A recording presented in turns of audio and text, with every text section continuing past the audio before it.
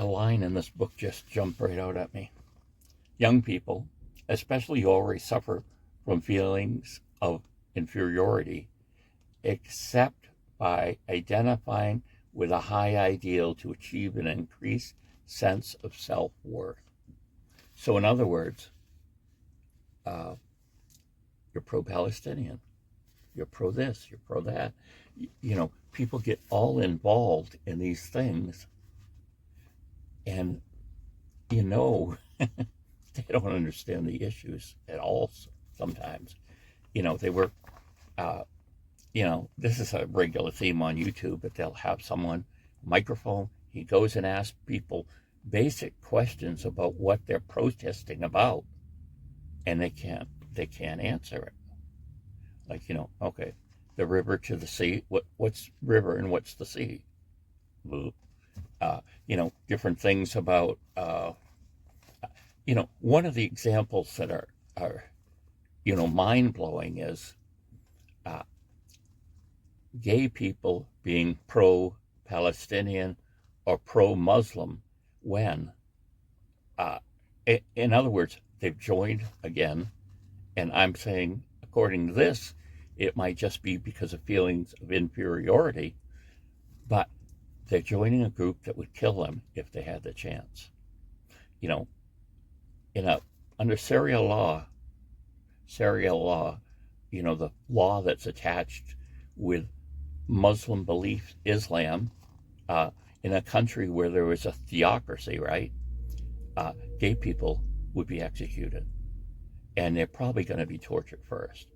One of the ways that we see them dealing with gays in countries where they have complete control is they like to take them up, say, to a third-story building and drop them out, tie them up, drop them down, and then pick them back up, drop them again. Now, they don't want to go up too high because they want the person to experience the maximum amount of pain during their death. So they do it over and over until the person eventually dies.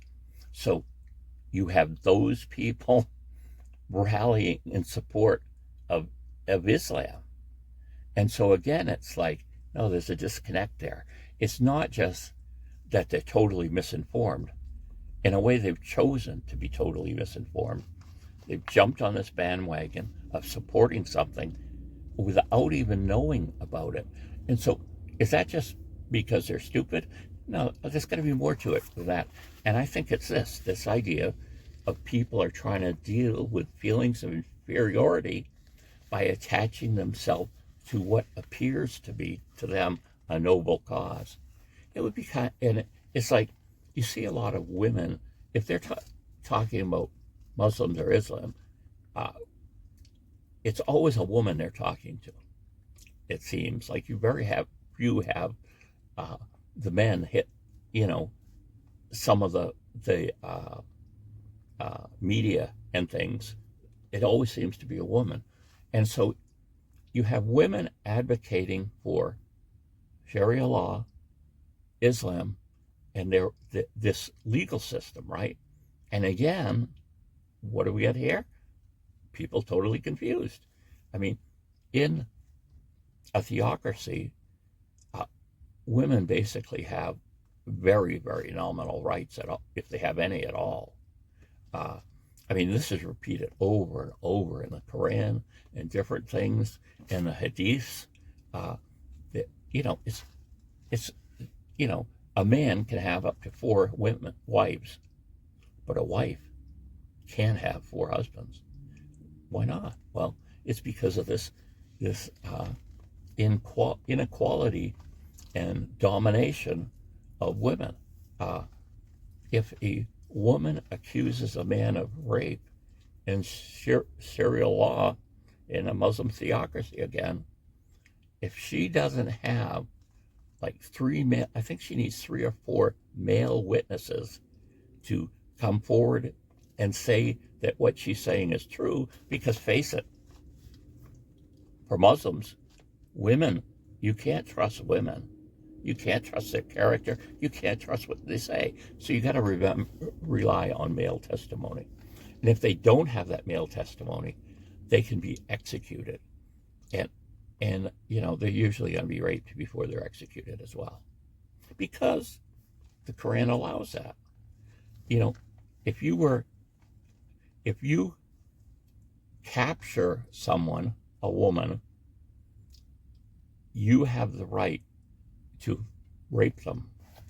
That's just what it says, and they do that with women prisoners and different things like that. And so you have these women advocating for that. And what is it? There's got to be something more to it than ignorance. And I've got a feeling it's this idea that people are in a search for meaning. So attaching themselves to what appears to be a noble cause on the outside really isn't. But they never look at it more than that.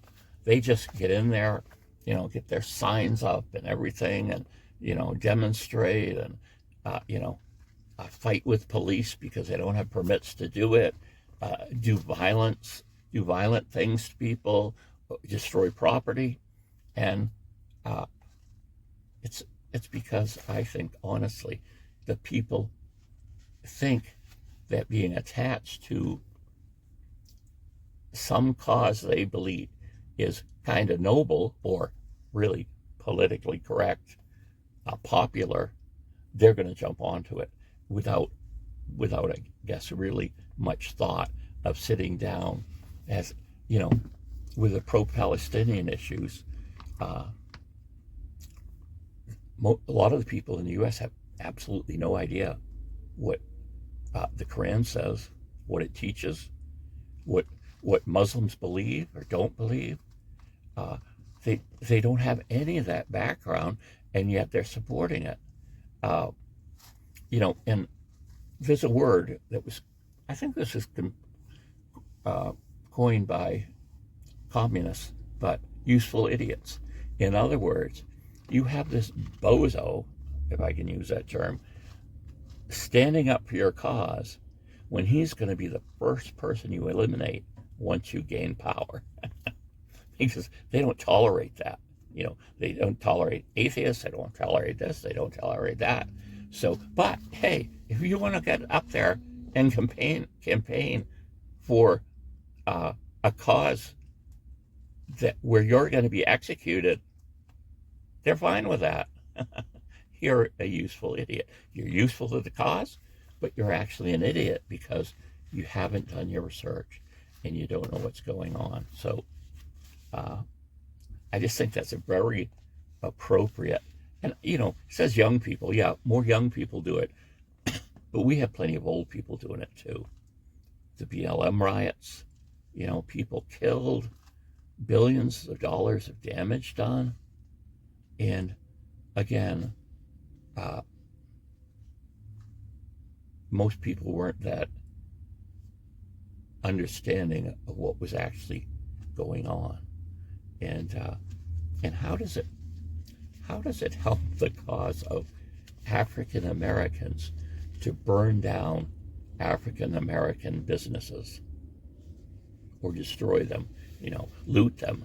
And that's exactly what happened in some places, and they were allowed to do it, because it was mostly peaceful. But again, so here's the book from, now I just looked up how to pronounce this guy's name, and it's a German name, Ensam Gruen. I can't pronounce it, but his first name, Anselm. I believe the L is silent, but then GRU with the 2 dots above it, and the book is Benedict of Nursia, his message for today, and a very good statement. Bye.